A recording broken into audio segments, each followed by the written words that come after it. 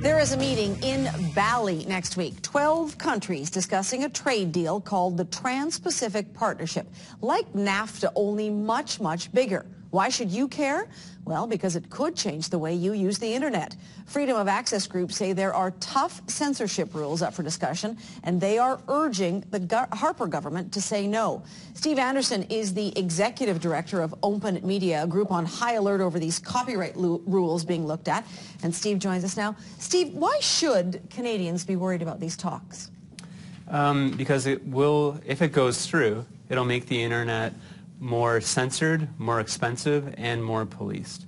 And you mentioned that it's a really big trade agreement, but it's actually also much more secretive. The only reason we know this is because drafts have been leaked, and our own members of parliament don't even know what's being negotiated in our name. So are you saying that we can't trust the Canadians who are negotiating this deal to be negotiating in our best interest?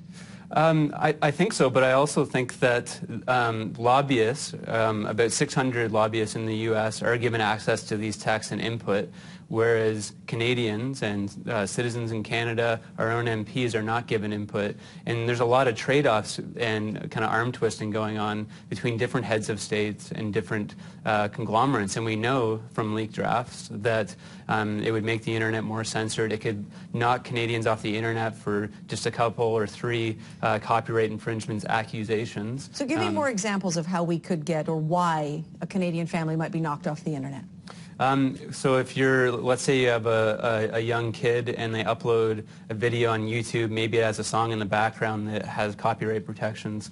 If something like that happens a few times, if the if this Trans-Pacific Partnership goes through, it could actually land you kicked off the internet. Your internet could be cut off. It's called a 3 strikes rule, and we've seen it. They tried to impose it in France, but now they're backing away there and elsewhere because it really doesn't make a lot of sense. It's bad for our digital economy. It's bad for free expression. So this is really about copyright infringement, is what they're trying to clamp down on. That's right. So they say, or I think they're actually trying to protect their outdated business models because, as we know, old media conglomerates in the U.S. are being outmaneuvered by new companies, so they're trying to clamp down on internet freedom as a way to protect those old business models. And look, in Canada, we took 10 years to draft our copyright rules. Some might say it's a classic Canadian compromise. I don't love it, but it's a lot better than what I'm seeing in this proposal. And this would overwrite our own copyright rules that we took 10 years to put together. And I actually went to the TPP meetings in Auckland last year and directly asked our own negotiator, will you commit to stand up for our laws and not overwrite them through this process? They refused to make that commitment. Let's have a look at a statement. We contacted the Minister for International Trade, Ed Fast, and he issued this statement exclusively to Unfiltered. In all international trade negotiations, Canada promotes and defends its interests in all areas under discussion to produce more jobs and greater prosperity. We will only conclude an agreement that is in the best interest of Canadians, as we do in all negotiations. Your response?